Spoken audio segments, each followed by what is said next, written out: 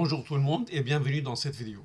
Dans cette vidéo, je vais faire la présentation matérielle des automates Siemens pour contrôler le procédé Festo. Donc nous avons quatre ici tables et chaque table il y a un système indépendant. Pour contrôler tout, on va contrôler ça à travers d'un automate principal et on va utiliser les unités déportées pour chaque partie. Bon, d'habitude, pour utiliser le système de périphérique décentralisé, on l'appelle DP, il y en a un contrôleur ou un CPU, le 1512, nous on a le 1512 SP, PN c'est Profinet, et après on va ajouter les unités déportées comme l'unité OT200 SP. Et à côté, on va ajouter des cartes d'entrée-sortie. Donc, on va commencer par la configuration de l'automate principal qui est dans l'armoire. Ça, c'est l'armoire où il y en a l'automate principal et il y a juste une carte d'entrée, une carte sortie. On va commencer par la configuration des CPU et des deux cartes. Donc, le CPU, il y a toujours les références. Donc, on doit chercher la référence de CPU, comme celui-là. Après, nous allons ajouter les deux cartes d'entrée-sortie avec la référence qui est en bas. Donc la première carte c'est Input parce que c'est déjà ici le couleur blanc, Digital Input, l'autre c'est Digital Output. Donc pour faire ça, on va commencer à faire on va commencer un nouveau projet, donc créer un projet. Et si j'écris le nom de projet, par exemple ici, je vais écrire configuration PLC, ça 119 par exemple. Ça c'est le nom. Et si le chemin, où est-ce qu'il va le mettre, c'est mieux de le mettre toujours dans vos documents. Moi, je l'ai mis dans le temporary file, mais c'est mieux de le mettre dans mes documents, dans un dossier qui s'appelle automatisation. Donc, toujours, vous avez dans mes documents un dossier automatisation. Et si je peux mettre tous les projets voilà, ça c'est le chemin, projet TIA Portal. Donc, je fais créer. Donc, maintenant, ça prend un peu de temps pour créer le projet, mais il va créer un projet vide. Ça veut dire le projet vide, je dois ajouter maintenant des matériels. Donc configurer un appareil, tout ça c'est déjà écrit étape par étape. Je vais ajouter l'appareil. Premier appareil, c'est un contrôleur. Donc je peux écrire ici par exemple le PLC, l'automate c'est 1512 SP, ainsi de suite. Ça c'est juste un nom. Et ici je dois choisir contrôleur. C'est pas HMI, c'est pas un système PC, c'est un contrôleur. Parmi tout ça, je dois choisir le bon CPU. Donc nous on a le CPU ET200, celui-là. Parmi tout ça encore, je dois choisir la bonne CPU, le ET200 SP. Encore ici, il y en a plusieurs. Il faut que je cherche exactement la même référence que celui-là, qui est le 1SK01. Donc je viens dans celui-là Profinet, ça c'est tout ça Profinet. Ok, donc si je clique sur le 1512 SP, on a le 2, les mêmes choses. Celui-là c'est 10, ça c'est 12. Donc on a le 12. Et dans le 12 encore, on a deux CPU. On va prendre le 01 parce que c'est écrit ici 01. Je choisis celui-là. Voilà, je fais ajouter. Donc j'ai ajouté maintenant juste le CPU principal qui est l'unité celui-là. Ok. À côté maintenant, je peux ajouter les autres cartes. Donc je viens maintenant dans le TIA Portal.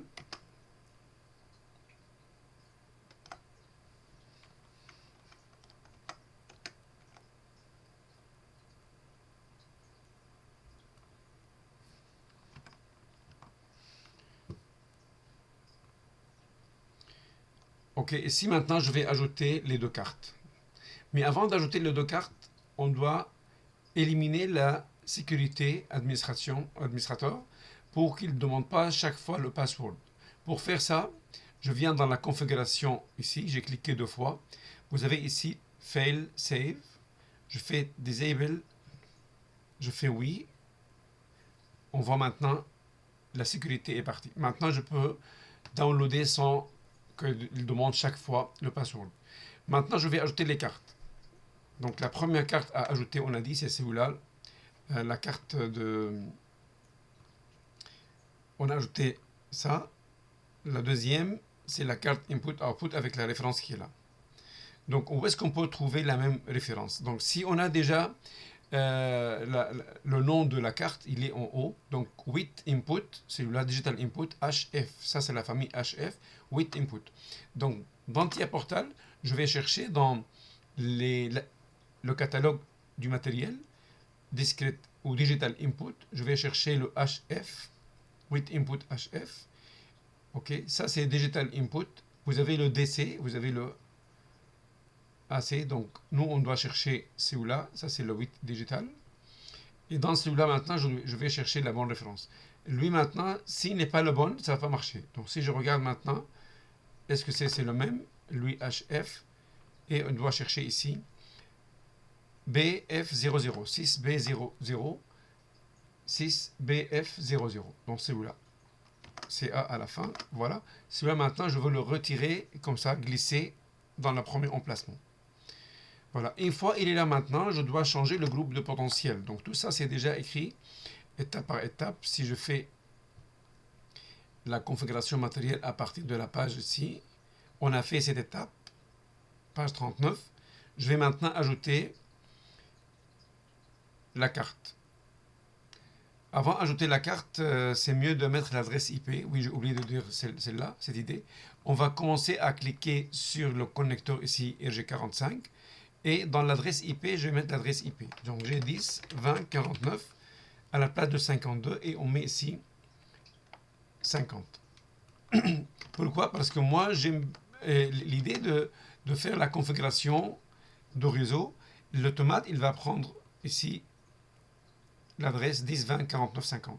Après, on fait 51, 52, 53. Le numéro de nœud, c'est lui qui change. Mais le net ID ou l'adresse de réseau, ça reste le même. Et ce qui détermine l'adresse de réseau et l'adresse de l'appareil, c'est le masque. 255. Donc ça, c'est un réseau de type ou de classe C. Ok, maintenant, une fois on a ajouté la carte, donc on est rendu maintenant ici, je vais changer le groupe de potentiel. Donc on clique sur la carte, on cherche le groupe de potentiel, ça juste la façon d'alimenter notre carte.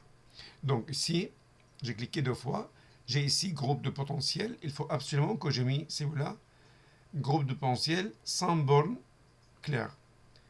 Ok, regardez maintenant le couleur, il est comme ça. Donc si j'ai mis ici foncé, il change. Voilà. Lui maintenant, je vais mettre clair. Comme ça.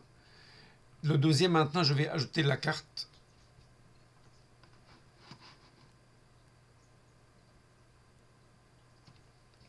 La carte... Bon, maintenant, je vais ajouter la carte de sortie. Encore, c'est la même chose, mais à la place de chercher dans le Digital Input, je vais chercher dans Digital Output. La même chose, je dois chercher le HF. 8 input volt, 24 volts DC. Et je vais chercher encore la bonne référence. Je le mets ici. Juste pour être sûr, il faut regarder maintenant le groupe de potentiel, c'est foncé. Et si je viens ici, groupe de potentiel, je vais le changer à, bien sûr, celui-là, je mets ça d'abord, pour le changement, et je mets sans borne claire. Voilà, il a changé. Il faut faire attention à ça, sinon il va donner une erreur à la fin. Donc juste pour s'assurer que les adresses sont correctes, lui par défaut, il commence l'adresse par 0. Donc ce que vous avez ici, c'est l'adresse 0, 0. L'adresse 00, c'est le premier bit dans l'input. Et on a 8 inputs, donc le dernier c'est 0, 1. Donc comme on voit ici, 0, 1, 0, 2, 0, 3, il commence par 0. Ça c'est le numéro de byte et ça c'est le bit. Après, on fait la même chose juste pour s'assurer que la sortie, il a la même adresse, 0, 0. Donc, ce qu'on a fait maintenant, c'est celui-là. Vous voyez le input 0, le output 0. Ça, c'est le numéro d'octet, ce n'est pas le bit. Dans chacun, il y en a 8 bits. OK, maintenant, on va ajouter la carte. Donc, on est rendu maintenant ici. On a ajouté la carte output. Avant de faire ça, il faut ajouter le module de serveur qui va fermer la circuit de 24 volts. À la fin de chaque... Ici, on doit mettre le cover. OK, donc dans ce cas-là, soit je fais compiler dans TIA Portal, ou je peux ajouter le module de serveur qui est là. Module de serveur, il est à la fin. C'est juste un module qui va fermer la circuit à la fin. Il n'y a pas de configuration là-dessus. Tout ça maintenant, qu'est-ce qu'on a ajouté? On a ajouté juste la première partie qui est là. Maintenant, on doit ajouter les périphériques décentralisés et je vais commencer par l'ajout de ET200SP IM. Donc le IM, ça veut dire le Interface Module. Il n'y a pas de CPU, le CPU il est ici. Ça c'est juste un module où je dois ajouter les cartes d'entrée-sortie déportées, comme celui-là. Okay, donc je reviens maintenant dans TIA Portal. Okay. Lui maintenant, si je ne peux pas l'ajouter dans la même place, il faut que je l'ajoute dans l'architecture réseau. C'est pourquoi je viens ici dans le vue réseau en haut. Lui maintenant, il va me donner le vue réseau. Donc je peux la même chose. Je vais à la place de chercher ici dans le contrôleur, je vais chercher ici de périphérique décentralisé, le ET200SP, coupleur, Profinet, et je vais chercher Profinet HF, celui-là, et je vais chercher celui-là. Ça c'est le bon. Et il est déjà encore dans le document. Lui maintenant, je peux le trouver dans le coupleur, dans le périphérique décentralisé. Dans le périphérique décentralisé, je dois choisir la bonne. Regardez la référence, il faut absolument qu'il soit pareil. Donc je vais le chercher et je l'ai mis ici.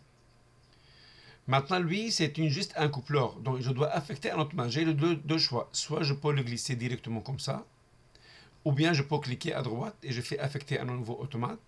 Ça veut dire, lui, il va être connecté par un câble réseau sur l'automate. Voilà, il est maintenant là. Ça veut dire, on fait le mapping, toutes les mémoires ici. Si je clique deux fois, je vais ajouter des cartes input-output. La mémoire, elle va être réservée dans l'automate principal. La même chose maintenant, je vais ajouter les cartes d'input-output. Donc je fais ici le HF. C'est la même carte exactement qu'on a vu tout à l'heure. C'est là. Il faut juste faire attention à la groupe de potentiel. La même chose ici, groupe de potentiel. Et je vais mettre ici 100 bornes, c'est celui-là. L'adresse maintenant, l'adresse, automatiquement, lui, il a pris la prochaine adresse disponible. C'est le 1. Donc, je vais laisser le 1. Donc, ça veut dire que lui, il a pris maintenant le 1. C'est celui-là maintenant, le I1. Je viens d'ajouter le I1. Ça, c'est pour la boîte de commande. OK. Maintenant, je vais ajouter la carte ici, la carte de sortie. Je peux faire Digital Output, HF. Et je vais ajouter celui-là ici. La même chose, groupe de potentiel. Et je vais ajouter ici 100 bornes claires. Et l'adresse, je vais m'assurer qu'il est bon. Voilà, maintenant c'est bon. Maintenant, pour ajouter les autres cartes, si lui, il est bon, je peux faire copier-coller. Donc, je peux faire copier. Et je viens ici, je fais coller. La même chose ici, copier, coller. La seule chose ici maintenant, il faut faire attention à l'adresse. Parce que lui, il va prendre le prochain adresse disponible qui est le 2. Mais moi, je ne veux pas qu'il soit 2. Je veux qu'il soit 3. Pourquoi? C'est mon choix. C'est vraiment mon choix comme ça. Je peux faire l'adresse que je veux, mais juste pour vous dire, vous n'êtes pas obligé de suivre l'adresse qu'il donne. Moi, je vais mettre maintenant 3. Donc ici, je fais 3 pour le input. Automatiquement, il a pris la première bit, c'est 3.0, le dernier bit, c'est 3.7. La même chose pour le input. La même chose. Donc, vous avez le input et le output. On doit changer encore l'adresse pour qu'il soit pareil. 3. Voilà. Et maintenant, si je veux fermer ici, je peux faire soit compiler. Donc, je peux cliquer sur directement en haut, compiler celui-là. Il va ajouter, il va compléter ce qu'il manque. Il manque d'habitude, c'est ici le module de serveur. Donc, le module de serveur, je peux l'ajouter. Et je fais compiler maintenant. Juste chaque fois, je fais compiler pour être sûr qu'il n'y a pas d'erreur. Donc, il va me donner maintenant des avertissements, mais pas d'erreur. 0 erreur, mais un seul avertissement, parce que je n'ai pas encore mis un programme là-dedans. Ok, donc on a 0 erreur. C'est celui-là, 0 erreur. Bon, qu'est-ce qu'on a maintenant? On a ajouté la station D. Je peux changer le nom ici pour dire, ici je peux l'appeler station D. Maintenant, je vais ajouter l'autre. Puisqu'ils sont pareils, je peux faire copier-coller. OK. Et je peux changer juste le nom. Par exemple, ici, station D. Station T. Maintenant, c'est la deuxième station. Lui, maintenant, il a deux inputs, deux outputs. Si je regarde ici, on lui a juste une carte input, une carte output. Donc, dans celui-là, maintenant, il ne faut pas oublier d'affecter l'automate. Donc, je peux mettre comme ça, affecter l'automate. Encore, je n'ai pas mis l'adresse IP de la première ici. Il ne faut pas oublier de mettre l'adresse IP. L'adresse IP, on a dit, l'adresse IP, c'était 10, 20, 49. Ici, je vais mettre 51. Parce que là, la première, c'était 50. Le deuxième, 51. Lui, ça va être 53. 52. Adresse 52.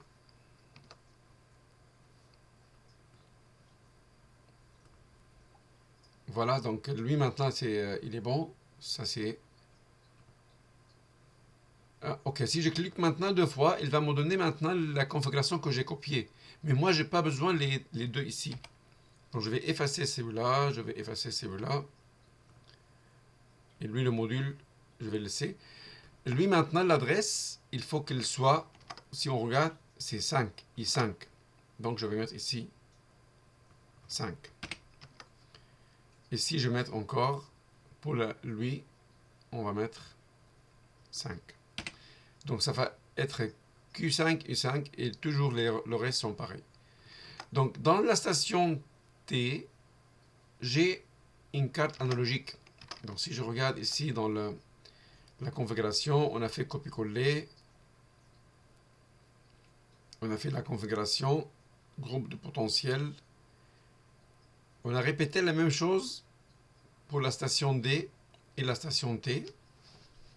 J'ai ajouté l'interface de module. J'ai affecté encore l'adresse IP. Groupe de potentiel discrete input, discrete output. Et je vais ajouter la carte. Ça, c'est maintenant la carte analogique. Donc ici, analog input. Ça, c'est la page 84. Donc, je vais ajouter une carte analogique ici. Analog input, j'ai beaucoup de cartes. Donc, notre carte maintenant, si on regarde, elle a AI, ça veut dire analog input, 2 UI. Lui, il peut fonctionner sur la tension ou le courant. C'est ça, ça veut dire IU. OK. 2 ou 4 fils pour le câblage. Donc, on va prendre cette référence. Donc, il faut faire attention. 6HB00. Donc, je viens ici. Celui-là, HF encore. Toujours la famille HF. Et celui-là, c'est 6HB00. 6HB00. Voilà, celui-là. Je vais le glisser dans l'emplacement numéro 3. Son adresse maintenant, d'habitude, son adresse, il faut prendre le prochain disponible. Mais moi, je vais prendre ici 256. Si encore, c'est un choix. Pourquoi il a pris la plage 256? Il a pris 256.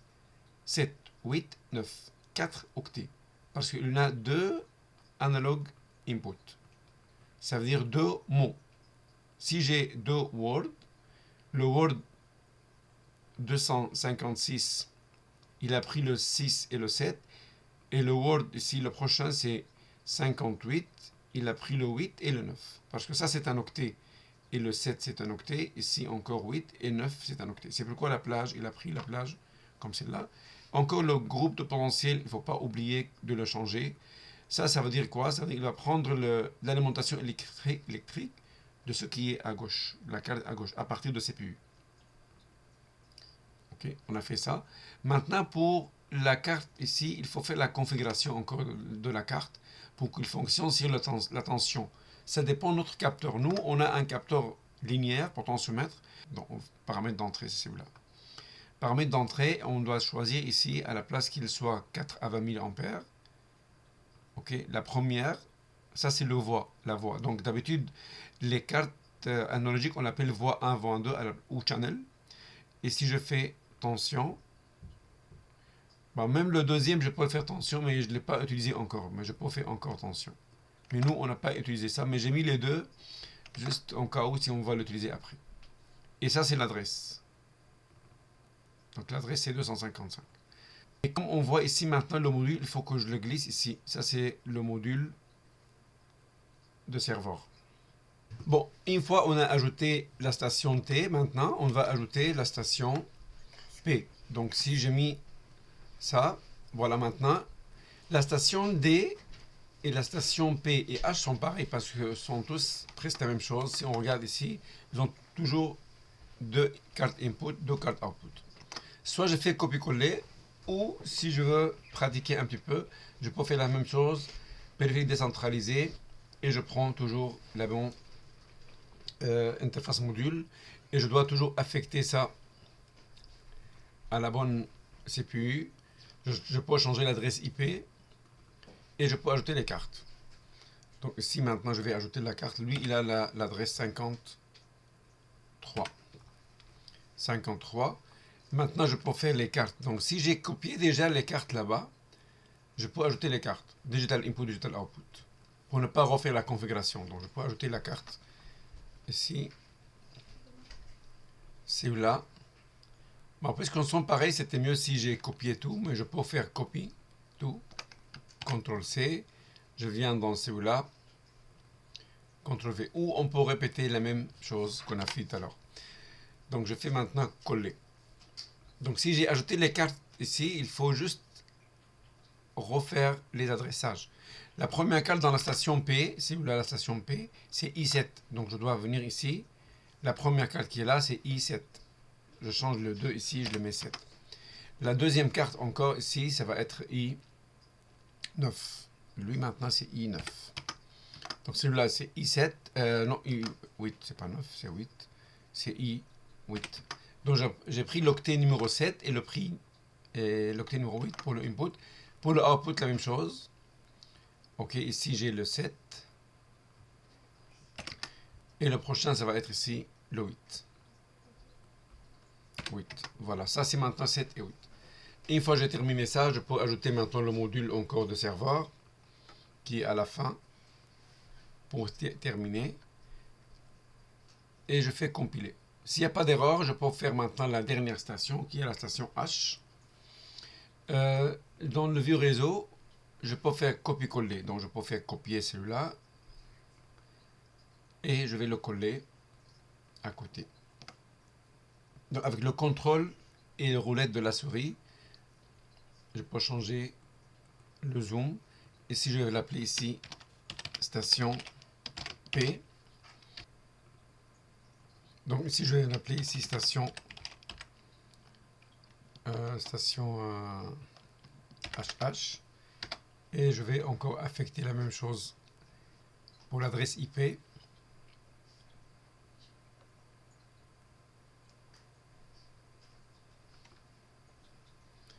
Ok, l'adresse, ça va être ici 54.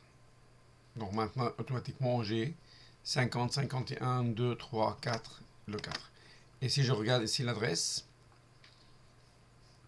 ici il y a la carte, ça c'est le 9 et ça c'est le 10. Ça c'est encore le 9 et ça c'est le 10. Voilà, donc j'ai toutes les configurations sont correctes. Je peux maintenant compiler pour charger dans l'automate. Donc pour charger dans l'automate maintenant, quand on est devant le... Peut-être on peut faire un petit programme là-dedans, dans le bloc de programme, dans OB1. Ici maintenant mon programme principal. Donc toutes les adresses que j'ai fait déjà sont déjà réservées dans la mémoire de l'automate. Et si je peux écrire maintenant dans le OB1, qui est le programme principal, je peux écrire par exemple des mémoires ou des start-stop juste pour faire le test. Pour les adresses sont déjà dans le document. Ici, vous avez la liste des opérandes. Ok, vous avez les adresses. Par exemple, bouton Start, c'est 1.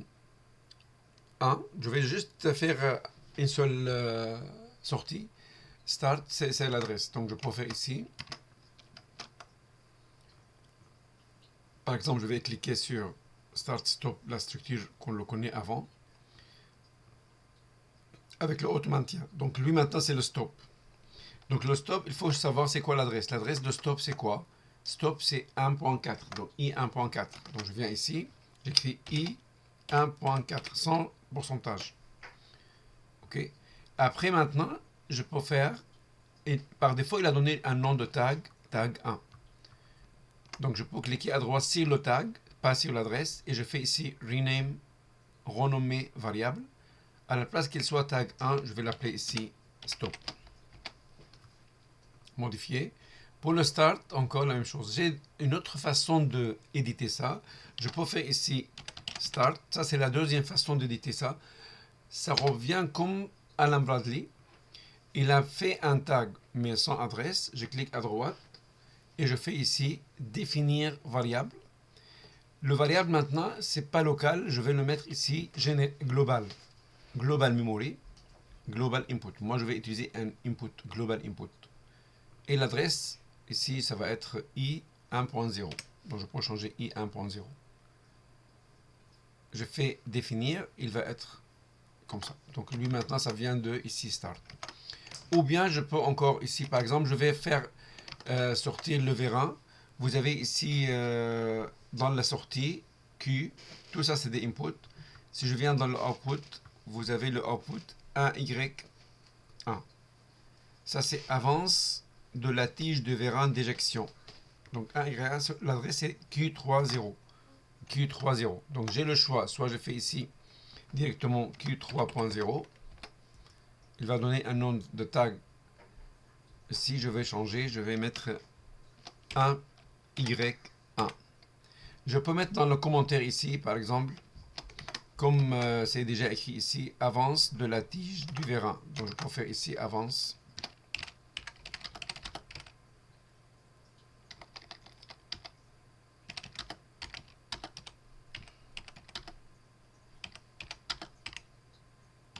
Des vérins d'éjection. 1, Y1. Bah, Y1. Ça, c'est un variable, vérin, il s'appelle Y1. Je fais modifier. Voilà, maintenant, il est là. Donc, les commentaires, ils ne sont pas affichés parce que je peux, encore dans l'affichage, je peux choisir qu'est-ce que je veux afficher. Est-ce que je veux qu'il soit affiché avec? Je peux aussi choisir les symboles absolus ou je peux mettre encore ici les commentaires. Donc, si je fais le commentaire en bas, il va ajouter les commentaires en bas, ou j'ai plusieurs choix, vous pouvez l'essayer tout seul pour voir quelles sont les possibilités d'ajouter les variables avec l'affichage. Je vais faire le maintien maintenant pour terminer. Le maintien, je peux descendre, faire une autre branche avec ici le flèche, ou je peux utiliser le F8, majuscule F8. F8. Toujours regarder l'abréviation à côté. Je vais ajouter maintenant ici un contact normalement ouvert. Pour monter maintenant, je choisis le bout et je monte en haut. Ou bien je peux le faire avec glisser directement dans le... Ça veut dire glisser. Je peux faire comme ça, glisser ici. Donc je maintiens la souris, clic gauche et je le relâche ici. Maintenant je vais faire ça. Si je fais directement comme ça l'adresse, il va le transférer. Mais moi je veux, vous voyez, il a enlevé d'ici. Moi je veux le copier. Donc je peux faire CTRL et je fais comme ça. Donc dans ce cas-là, il va copier l'adresse. C'est pas juste transférer d'un vers l'autre. Il va faire copier avec le contrôle et on voit le plus il est là. Voilà, maintenant on est prêt pour télécharger. Il faut faire très attention à la prochaine étape quand on va charger ça dans l'automate. Quand je vais charger ça dans l'automate, il faut cliquer sur le PLC. Il ne faut pas être ici ou ici ou ici. Sinon, il ne va pas downloader tout. Je vais downloader toutes les choses, donc je dois cliquer sur le PLC. Je viens ici dans Download, charger dans l'appareil. Et on voit ça peut-être dans le vrai automate, parce que ici maintenant, je n'ai pas le vrai automate. Je vais vous montrer ça dans la prochaine vidéo. Merci de votre attention et à la prochaine.